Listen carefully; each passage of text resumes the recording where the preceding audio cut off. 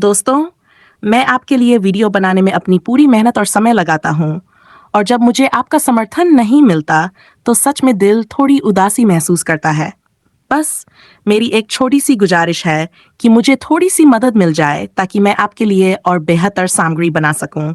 आपका समर्थन मेरे लिए बहुत मायने रखता है। जासूस का चेहरा डर से पीला पड़ गया। उसकी आंखें असहायता से फड़क उठीं और वह बुरी तरह कांपता हुआ चिल्लाया। शांगुआन फेयन ने उसे इस हालत में देखा तो उसकी आंखों में गुस्से की लपटें सुलग उठीं।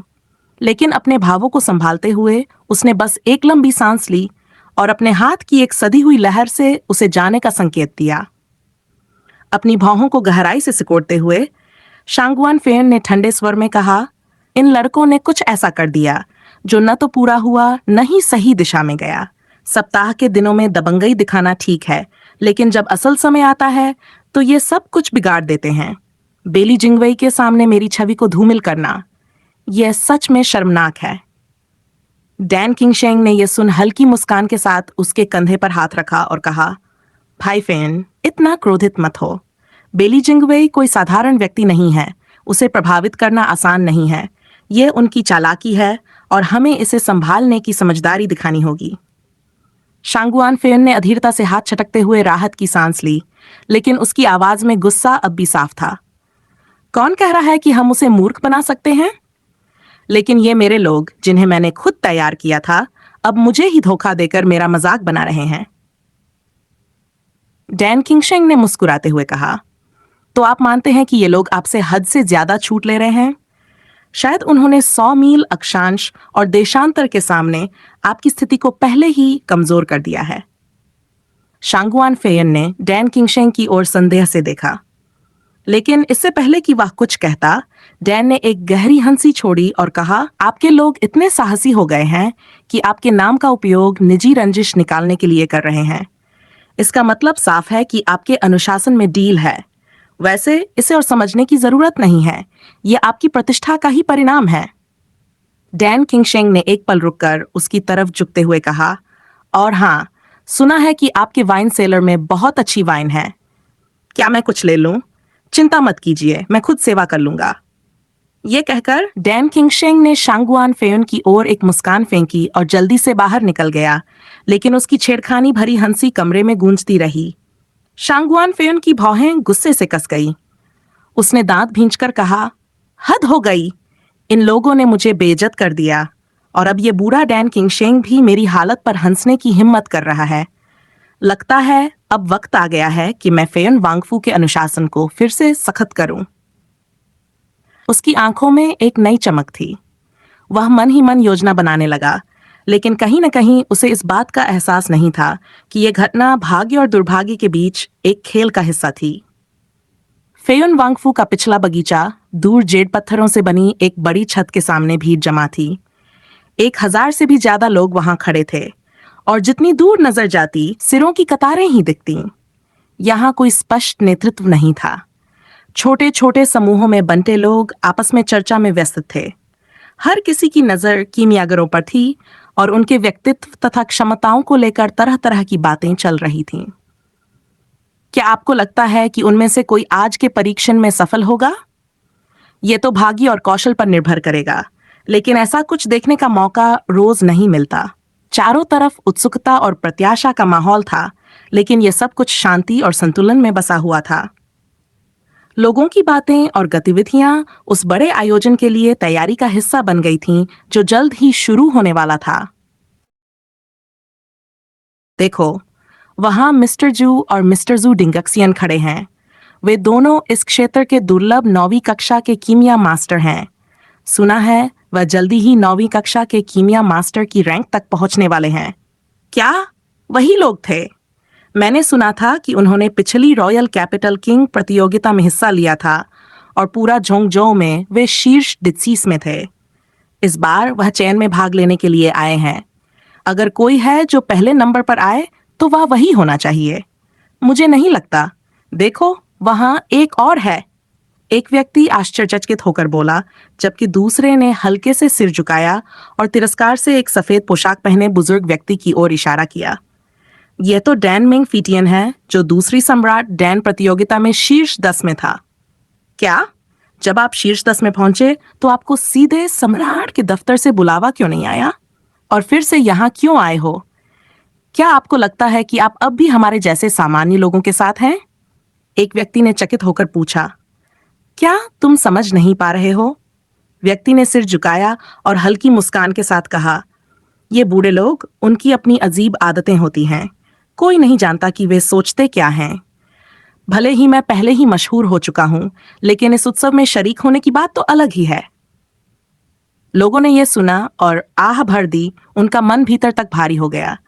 अगर इस बार कम जगह मिली और इतने बड़े नामों के बीच प्रतिस्पर्धा हो, तो हमें क्या उम्मीद हो सकती है? हमारी तो कोई उम्मीद ही नहीं है। हम सिर्फ उनकी हंसी का हिस्सा बनकर रह जाएंगे।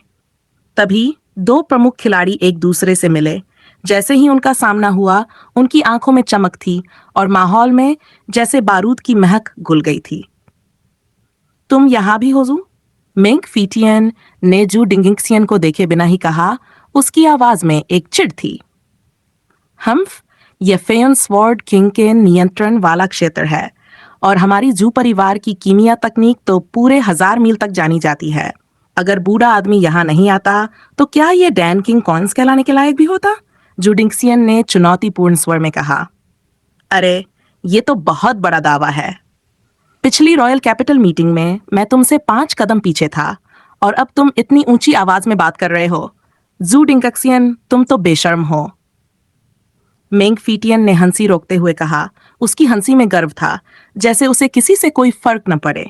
जूडिंगसियन का चेहरा झपकते हुए तमतमाया, उसकी दाढ़ी कांपने लगी और उसके दांत चबाते हुए उसने कहा, मेंग फीटियन, तुम समझदार इंसान हो तो तुम जानो कि तीसरे दिन का क्या मतलब है। पिछली बार वो तो 1 दशक पहले की बात थी। अब जब हम दोनों कीमिया के क्षेत्र में हैं, तो यह तय करना बाकी है कि कौन अधिक सक्षम है। हाँ हाँ हाँ, क्या फिर से हार का स्वाद चखोगे? ठीक है, बूढ़ा आदमी तुम्हें वह एहसास फिर से दिलवाएगा। मेंग फीटियन बेतहाशा हंसा। उसकी आवाज में विश्वास और चुनौती दोनों थे, जैसे वह किसी बड़े संघर्ष के लिए तैयार हो। उन दोनों के बीच की बढ़ती तनातनी और उनकी बातें जैसे पूरे वातावरण में बिजली का झटका छोड़ रही थीं और हर एक व्यक्ति उनकी प्रतिस्पर्धा को महसूस कर रहा था। जुडिंगक्सियन ने बुजुर्ग की उग्र दृष्टि को देखा और उसका चेहरा तुरंत लाल हो गया।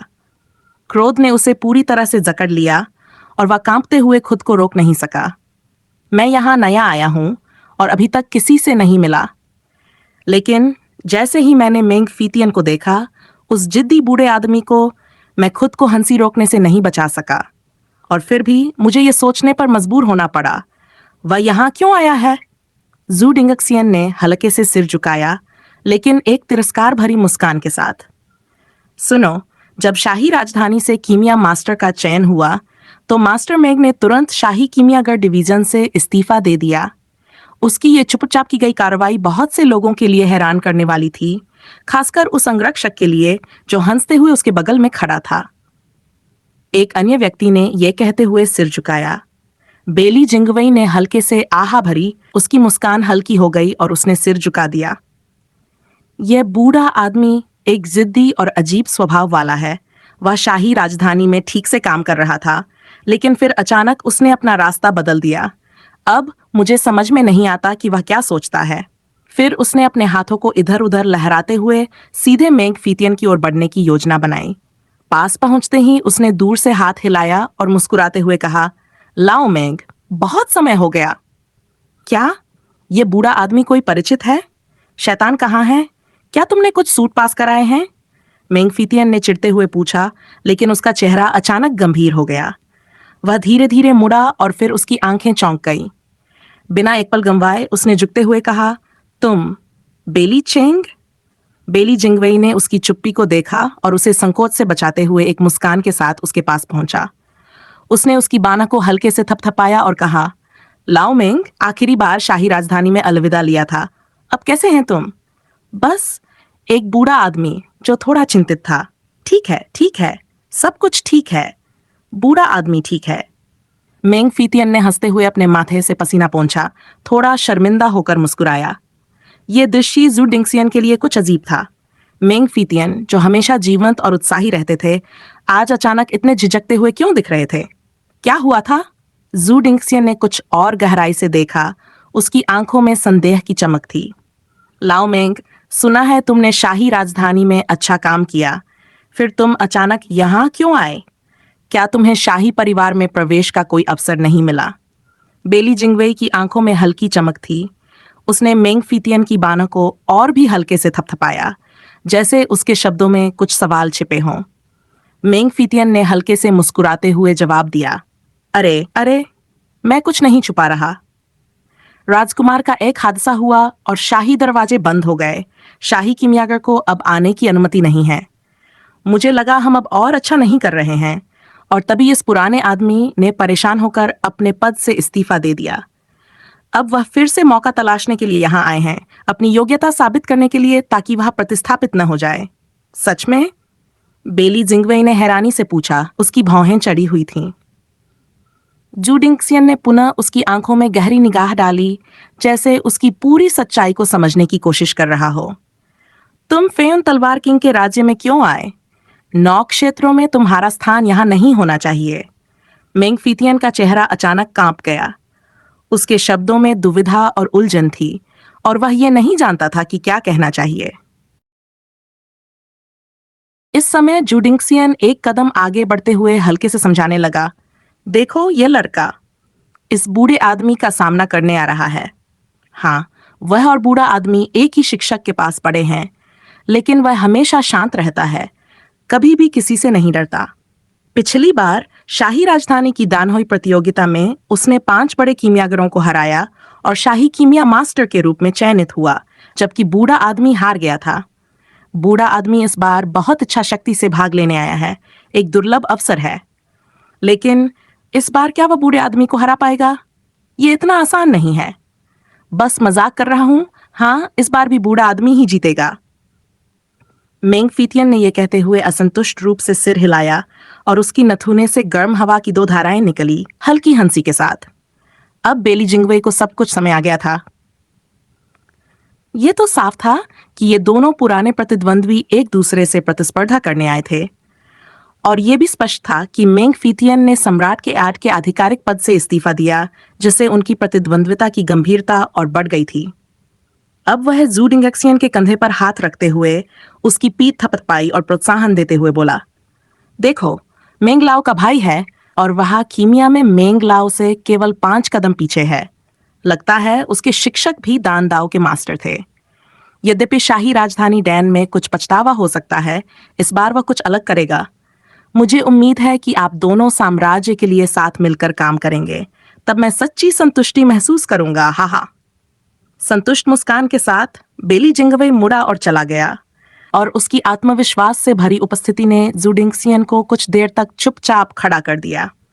उसके बाद उसने चौंकते हुए मेंग फीतियन को देखा और पूछा, यह क्या है? यह युवक कौन है?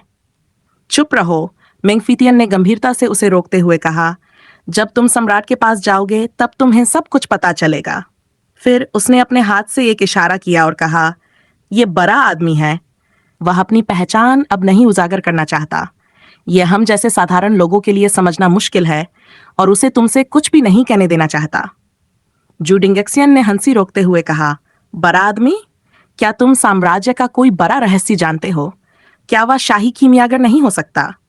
अगर इस बार बूढ़ा आदमी तुमसे हार गया तो उसका नाम इतिहास में दर्ज होगा। अरे अरे, ये तो बंदर वर्ष का साल है, मेंग फीतियन हंसी में कहता है। उसकी मुस्कान में हल्की मस्ती थी। साथ ही बेली जिंगवेई मंच पर चढ़ते हुए, अपने कद और उपस्थिति से भीड़ में एक अलग ही आकर्षण छोड़ते हुए, नजदीक आते हुए उसने धीरे से अपने हाथ लहराए और भीड़ को शांत किया। फिर उसने एक शानदार मुस्कान के साथ कहा, जो भी कीमियागर झोंगजोउ से यहाँ आए हैं, हम राजकुमार और साम्राज्य के लिए आभारी हैं। आज से फेयुन पैलेस में कीमियागर का चयन किया जाएगा, और इसके नियम भी बदमाश द्वारा निर्धारित किए जाएंगे। जैसे ही उसने शब्दों का उच्चारण किया, भीड़ में हलचल मच गई। लोग पलकें झपकाते हुए उसकी ओर देख रहे थे, और उनकी आंखों में दुविधा और आश्चर्य था। ये देखकर कि बेली जिंगवेई ने सभी का ध्यान खींच लिया था, कुछ लोग अनायास ही सवाल करने लगे। यह बच्चा कौन है? क्या डैन किंग सम्मेलन इतना भव्य नहीं होना चाहिए? आखिरकार ये दिग्गजों द्वारा आयोजित किया जाना चाहिए, तो एक युवा को इतनी जल्दी क्यों भेजा जा रहा है? फेयन जियानवांग में इसे कैसे भेजा जा सकता है? बेली जिंगवेई ने उनके सवालों का ध्यान से जवाब देते हुए एक धैर्यपूर्ण लेकिन दृढ़ आवाज में कहा, इस बार डैन किंग सम्मेलन में कुल 3 महत्वपूर्ण खेल होंगे। शाही राजधानी से 10 सर्वश्रेष्ठ कीमियागरों का चयन किया जाएगा और क्राउन प्रिंस को ठीक करने के लिए हम इसे आयोजित करेंगे। ये प्रारंभिक परीक्षण और पुनः परीक्षाएं मेरे द्वारा ही आयोजित की जाएंगी, लेकिन अंतिम परीक्षा का आयोजन तलवार राजा स्वयं करेंगे। ये परीक्षण निश्चित रूप से चयन की प्रक्रिया को सही ढंग से परखने के लिए है, और जो लोग अंतिम परीक्षण में भाग नहीं ले पाएंगे वे तलवार राजा से मिलने के योग्य नहीं हैं। बेली जिंगवेई के शब्दों ने सबको चौंका दिया। उन्होंने न केवल डैन किंग सम्मेलन को एक विशेष आयोजन बताया, बल्कि यह भी साफ कर दिया कि अंतिम परीक्षा में भाग लेने के लिए उच्चतम स्तर की योग्यता चाहिए। अगर कोई इस अंतिम परीक्षा में नहीं पहुंचता तो इसका मतलब था कि वे उस प्रतिष्ठान के योग्य नहीं थे। ये एक तरह से अपनी वास्तविक कीमत को साबित करने का मौका था। अब लोगों में हलचल और उत्साह बढ़ने लगा। कई लोग जो आदर्शवादी थे और जिन्होंने अपने आप को सर्वोच्च साबित करने के सपने देखे थे, वे अब और भी जोश से भर गए थे। बेली जिंगवेई की आंखों में एक चमक आई और उसने संतुष्टि से सिर हिलाया। फिर उसने अपने चारों ओर खड़े पहरेदारों को इशारा किया और कहा, अब इन्हें बाहर निकालो। ये सुनकर कई लोग हैरान रह गए। कुछ कीमियागर जो पहले उत्साहित थे अब चौंकते हुए पूछने लगे, क्या हमें बाहर क्यों निकाला जा रहा है? क्या हमारा चयन खत्म हो गया? बेली जिंगवेई ने एक हल्की मुस्कान के साथ कहा, मुझे खेद है, आपको बाहर निकाल दिया गया है। उसकी आवाज में न तो कोई सख्ती थी और न ही कोई नरमी, बस एक निश्चित ठंडक थी, जैसे उसने यह फैसला पहले ही कर लिया हो। अब बाहर खींचे गए लोग चिल्लाते हुए विरोध करने लगे, ये कैसे संभव है? हम तो अभी तक शिपिन के चुनाव से भी नहीं गुजर चुके हैं, हमें क्यों बाहर किया गया? बेली जिंगवेई ने गंभीरता से जवाब दिया, कीमिया सबसे शांति से भरा हुआ जान है। यदि आप अपनी भावनाओं को नियंत्रित नहीं कर सकते तो क्या आप एक महान कीमियागर बन सकते हैं? क्या आप समझते हैं कि उच्च श्रेणी की औषधियां और प्राकृतिक खजाने सिर्फ आपकी दीवानगी को शांत करने के लिए नहीं होते? आप सब इस परीक्षा में शामिल नहीं हो सकते, और इसका मतलब यह है कि आप अपनी योग्यता से वंचित हैं। यह सुनते ही बाहर खींचे गए लोग गुस्से में बड़बड़ाने लगे, तुमने हमारे साथ ऐसा क्यों किया? तुम कौन होते हो ये तय करने वाले कि हम योग्य हैं या नहीं? हमें क्या करना है? जब तक हम शाही महल में रहेंगे, हम यहाँ नहीं हैं तो कहाँ हैं? उनकी आवाजें अब गुस्से से भरी हुई थीं, लेकिन बेली जिंगवेई ने उनकी ओर बिना देखे बस अपने पहरेदारों को इशारा किया और वे उन्हें बाहर ले जाने लगे। इस बीच बेली जिंगवेई का चेहरा गंभीर था, लेकिन उसकी मुस्कान में एक गहरी रणनीति छिपी हुई थी। एक जोरदार गर्जना की आवाज आई, लेकिन बेली जिंगवेई ने अपनी आंखों में केवल अनंत सुंदरता के साथ अरिगता से एक हंसी के साथ अपना सिर हिलाया। उसकी मुस्कान में एक ठंडक थी, जैसे वह किसी गहरे रहस्य को जानता हो और वह इसे पूरी तरह से नियंत्रित करता था। जब सभी ने यह देखा तो वे फिर से फुसफुसाए। उन्होंने कभी नहीं सोचा था कि फेयन राजा के महल में आयोजित डैन किंग सम्मेलन इतना कठोर और परिष्कृत होगा, जहां केवल महान कीमियागरों की ही जगह होगी। यहाँ कीमिया के हर पहलू पर कड़ी निगरानी रखी जाती है। वाह, यह पहली बार है कि मैंने इस तरह का डैन किंग सम्मेलन देखा है। यह तो वाकई बहुत सख्त है। शांगुआन किंगयान ने अपने होठों को चटकाया और बड़बड़ाते हुए कहा, लेकिन उसकी आवाज में भी एक अजीब सा सम्मान था। जुओ फैन ने भी मुस्कुराते हुए सिर हिलाया, लेकिन जैसे ही उसकी नजरें बेली जिंगवेई पर पड़ी, उसकी आंखें चुपके से सिकुड़ीं और उसका चेहरा कुछ गहरे विचारों में खो गया। उसने महसूस किया कि यह सम्मेलन केवल कीमियागरों की स्क्रीनिंग नहीं थी, बल्कि यह एक बहुत बड़े उद्देश्य के लिए किया जा रहा था। अब मुझे समझ में आ गया कि इस युवक में कुछ ऐसा है जो मैंने पहले कभी नहीं देखा, जुओ फैन ने मन ही मन सोचा। इसका आत्मविश्वास, इस सम्मेलन में जो जाल बिछाए गए हैं, यह सब बहुत ही सुनियोजित लगता है। यह स्पष्ट था कि बेली जिंगवेई ने अपने विचारों को सटीक रूप से तौल लिया था। यह सम्मेलन केवल एक परीक्षण नहीं था, यह शांगुआन किंगयान जैसे बड़े परिवारों के लिए एक अवसर था। और उनके सामने चुनौती देने वालों को यह समझने का अवसर मिल रहा था कि कौन असल में योग्य था। जब बेली जिंगवेई ने घोषणा की, बस ये केवल विविध मछलियों का एक बैच था, अब प्रारंभिक परीक्षण आधिकारिक रूप से शुरू होता है, तो उसके शब्दों में एक अनदेखी शक्ति थी। मंच पर खड़ी युवाओं की आकृतियां जो पहले नर्वस थीं, अब पूरी तरह से गंभीर हो गईं। कोई भी अब हल्के में ये कदम नहीं उठाना चाहता था। अब इस प्रारंभिक परीक्षण का सवाल है, किसी भी क्यूपिन लिंगदान को परिष्कृत करना। बेली जिंगवेई की आवाज में एक स्थिरता थी और उसकी आंखों में एक चमक थी, जैसे वह यह सुनिश्चित करने का इरादा रखता था कि हर कदम पर कोई भी गलती न हो। सभी की आंखों में घबराहट और विस्मय साफ दिखने लगा, जैसे ये घोषणा उनके लिए एक पूरी नई चुनौती हो। कुछ लोग हैरान होकर एक दूसरे से पूछने लगे, क्या पहले परीक्षण के लिए बस क्यूपिन लिंगदान बनाना है? क्या कोई और विशेष शर्तें नहीं हैं, जैसे गति, गुणवत्ता या किसी विशेष गोली का निर्माण? बेली जिंगवेई की आंखों में एक कठोर चमक थी और उसने शांति से कहा, हाँ, सब कुछ आपके हाथ में है, लेकिन यह वह क्षण है जब आप अपनी असल क्षमता को प्रदर्शित कर सकते हैं। अब समय है, चलिए इसे परिष्कृत करें। उसकी आवाज में गहरी गंभीरता और प्रोत्साहन था, जैसे वह ये चाहता था कि हर एक कीमियागर अपने भीतर की पूरी शक्ति और ध्यान से काम करें, क्योंकि यही असली परीक्षण था। जैसे ही ये टिप्पणी सामने आई, अन्य लोग सैकड़ों मील के अक्षांश और देशांतर को ध्यान से देख रहे थे और उनकी आंखों में गहरी जिज्ञासा और विस्मय झलक रहे थे। वे सभी इस कड़ी परीक्षा के बारे में सोच रहे थे और बेली जिंगवेई के शब्दों ने उन्हें और अधिक भ्रमित कर दिया था। क्या यह सच है? क्या प्रारंभिक परीक्षण इतना आसान हो सकता है? कुछ लोग आपस में फुसफुसाए, लेकिन उनकी आवाज में अविश्वास और जिज्ञासा साफ दिखाई दे रही थी। क्या सच में उन्हें केवल 7 पिन डैन बनाने के लिए कहा जाएगा? बेली जिंगवेई की आंखों में एक रहस्यमय मुस्कान चमकी और उसने आराम से कहा, कोई आवश्यकता नहीं है, जब तक आप 7 पिन डैन बना सकते हैं। उसकी आवाज में एक ठंडी नफरत और लापरवाही थी, जैसे वह पहले ही जानता हो कि वह क्या कह रहा है और इसे पूरा करने के लिए किसी भी तरह की कठिनाई नहीं होनी चाहिए। सभी की आंखों में चकित और असमंजस था। क्या यह सच में इतना आसान था? क्या हर कोई इस साधारण काम को पूरा कर सकता था? वे एक दूसरे को देखकर अपनी आशंका और कंफ्यूजन में डूबे हुए थे। क्या इसमें कोई और शर्तें होंगी? क्या कोई खास तकनीक या गति की आवश्यकता होगी? आप लोग अभी भी चकित हैं? जल्दी करो। बेली जिंगवेई की आवाज में अब एक हल्की मुस्कान थी और वह आदेश देने के बजाय सिर्फ एक संकेत दे रहा था। उसकी आंखों में वो विशेष चमक थी जो बताती थी कि वह पहले से ही जानता था कि क्या होने वाला था और अब बाकी सभी को बस इसे पूरा करना था। सभी ने एक दूसरे को देखा और फिर धीरे धीरे मुस्कुराए। यह स्पष्ट था कि बेली जिंगवेई की बातों में कोई भी संकोच या भ्रम नहीं था और सबको अब समझ में आ गया था कि उन्हें गति से काम करना होगा। किसी भी तरह की लापरवाही की कोई जगह नहीं थी।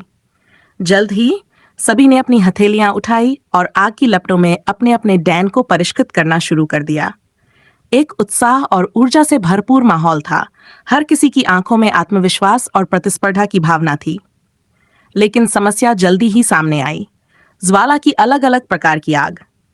कुछ कीमियागरों के पास स्वर्ग और पृथ्वी की आत्मा की आग थी, कुछ के पास जानवरों की आग थी और कुछ केवल युवानली की आग का उपयोग कर रहे थे। यहाँ तक कि सबसे साधारण युवानली की आग भी बिना मजबूत नियंत्रण के अपनी कार्यक्षमता से बहुत कम हो सकती थी। कुछ कीमियागर अपनी आग से संघर्ष कर रहे थे और कुछ तो अपनी ज्वाला को सही दिशा में चलाने में भी असमर्थ थे, जिससे उनका प्रयास पूरी तरह से असफल हो गया। यह दृश्य देखकर कुछ कीमियागरों के चेहरे पर निराशा और चिंता दिखाई दी, लेकिन फिर भी वे हार मानने वाले नहीं थे। वे जानते थे कि अगर वे पहले से हार मान लेते हैं तो प्रतियोगिता में हिस्सा नहीं ले पाएंगे, और वे अपनी पूरी ताकत लगाकर आग को नियंत्रित करने का प्रयास कर रहे थे। इसी बीच शांगुआन यूलिन, जो काफी समय से चुपचाप खड़ा था, अब अचानक अपनी हाथों में एक नीली लौ के साथ चलने लगा। ये लौ न केवल भयंकर शक्ति से भरी थी, बल्कि यह एक दुर्लभ और अद्वितीय आग थी जिसे शांगुआन परिवार ने खासतौर पर इस सम्मेलन के लिए तैयार किया था। वह लौ किसी भी सामान्य आग से कहीं अधिक प्रभावी थी और उसकी आंखों में चमक थी, जैसे वह एक बीज खिलाड़ी की तरह किसी चुनौती को पार करने के लिए तैयार हो। इस अद्वितीय लॉ के साथ उसने 7 दिनों तक अपने गहन साधना और कीमिया के ज्ञान का उपयोग किया। अब वह अपने अमृत को परिष्कृत करने में सक्षम था और इसे 7 या 8 पिन के स्तर तक सुधार सकता था, जो कि पहले विश्व युद्ध की ताकत के समान था। उसकी आंखों में दृढ़ता और आत्मविश्वास था, जैसे वह जानता था कि इस बार वह सफलता के एक कदम और करीब था। यह परिदृश्य अब और भी गहरा और चुनौतीपूर्ण हो गया था, लेकिन हर किसी की आंखों में एक नया साहस और उम्मीद की चमक थी। अब यह समय था अपनी पूरी ताकत दिखाने का। शांगुआन यूलिन के होंठों पर एक तिरछी मुस्कान थी, उसकी आंखों में एक जला हुआ अहंकार था और वह जुओ फैन को ध्यान से देख रहा था। उसने सोचा था कि जुओ फैन के पास सिर्फ 5 देवता हैं और बिना किसी प्रभावशाली पृष्ठभूमि के वह सिर्फ एक साधारण कीमियागर होगा। उसे लगता था कि वह आसानी से उसकी ताकत से आगे निकल जाएगा, क्योंकि डैन किंग सम्मेलन में हर कोई ताकतवर था। लेकिन उसने सोचा, जुओ फैन क्या कर सकता है? ज्यादा से ज्यादा यह अपनी युआनली आग है, जो यहाँ किसी भी सशक्त ज्वाला के मुकाबले बहुत कमजोर है। उसने ये सोचा और फिर अपनी आंखों में एक हल्की तिरस्कार की झलक दिखाई, जैसे ही वह जुओ फैन को शर्मिंदा होते हुए देखना चाहता था।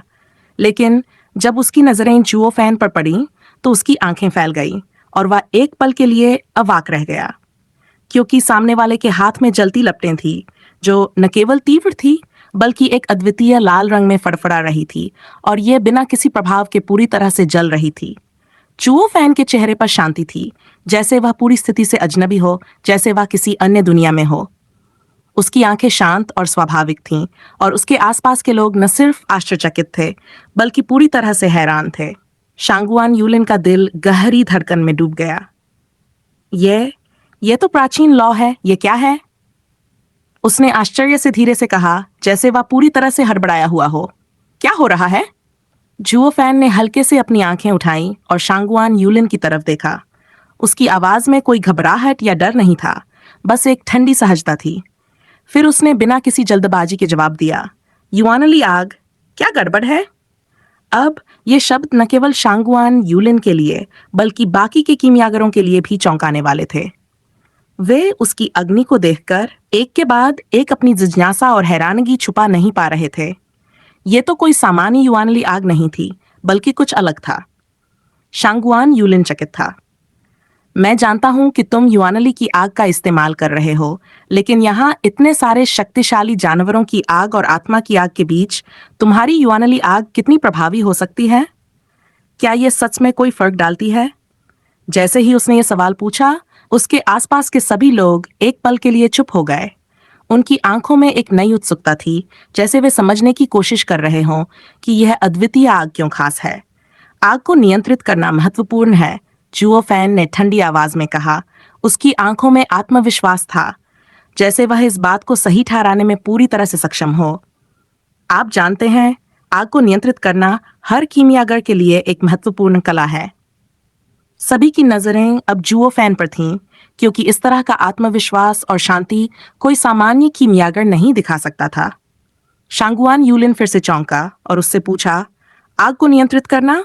यहाँ इतने सारे कीमियागर हैं, कौन आग को नियंत्रित नहीं करता? लेकिन तुम अपनी युआनली की आग को इतनी आसानी से कैसे नियंत्रित कर पा रहे हो? जुओ फैन ने धीरे से सिर हिलाया और अपनी आंखों में एक गहरी समझ दिखाई, जैसे वह अब सबको कोई नई बात बताने वाला हो।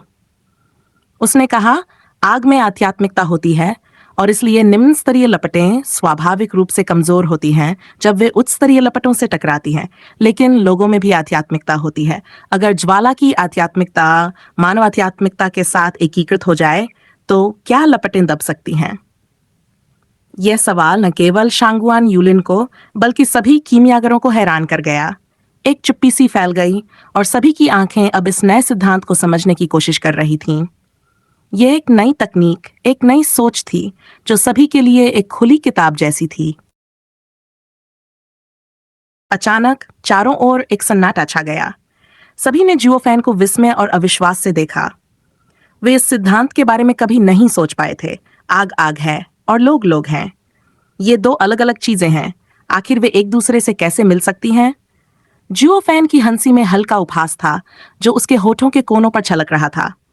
उसने कहा, तुम लोगों का अग्नि नियंत्रण तो काफी सामान्य है। आग सिर्फ आग है और लोग सिर्फ लोग हैं। तुम इसे समझ नहीं सकते। मैं अलग हूं क्योंकि मैंने आग और आग की एकता को महसूस किया है। मेरी लौ मेरे शरीर का हिस्सा बन गई है, जैसे मेरी भुजा हो। जहां भी चाहूं उसे फैला सकता हूं। उच्चतम लपटों का दबाव मुझे नहीं रोक सकता क्योंकि मेरी मौलिक आग डरने से परे है। यही अग्नि नियंत्रण का असली रूप है। उसके शब्दों से पूरे माहौल में हलचल मच गई। शांगुआन किंगयान, जो पहले जुओ फैन की क्षमता पर संदेह कर रहे थे, अब उसकी नजरों में सम्मान था। ओह, तो तुम सच में एक महान व्यक्ति हो, उसने कहा। उसकी आवाज में सच्ची सराहना थी। तुमने अग्नि नियंत्रण की सीमा को उस स्तर तक पहुंचाया है जहां हम सिर्फ कल्पना कर सकते हैं। मुझे ये पूरी तरह से स्वीकार करना चाहिए। आसपास के सभी लोग अब जुओ फैन को सम्मान से देख रहे थे। वे उसकी जादुई नियंत्रण क्षमता को समझने की कोशिश कर रहे थे। कुछ लोग उसकी कठिनाई की सराहना करने लगे, जबकि कुछ दूसरों को उसकी यात्रा के प्रति श्रद्धा से भरे थे। हाँ, भले ही वह केवल 5 देवता हो, लेकिन उसका कौशल अद्वितीय है। अगर जियोनकताई का अनुसरण किया जाए तो उसका अग्नि नियंत्रण हमारे लिए प्रेरणा बन सकता है। तालियों की गड़गड़ाहट ने पूरा वातावरण जीवित कर दिया। शांगुआन किंगयान भी मुस्कुरा रहे थे, लेकिन शांगुआन यूलिन, जो दूर खड़ा था, गहरी निराशा और क्रोध के साथ जुओ फैन की तरफ देख रहा था। वह नहीं मान सकता था कि जुओ फैन इतनी आसानी से अपनी युआनली आग को नियंत्रित कर पा रहा है, और वह अब खुद को छला हुआ महसूस कर रहा था। ये वाकई एक चमत्कार जैसा था। जुओ फैन ने जिस तरह से अपनी आग को नियंत्रित किया था, वह न केवल अभूतपूर्व था, बल्कि एक नई ऊंचाई पर था।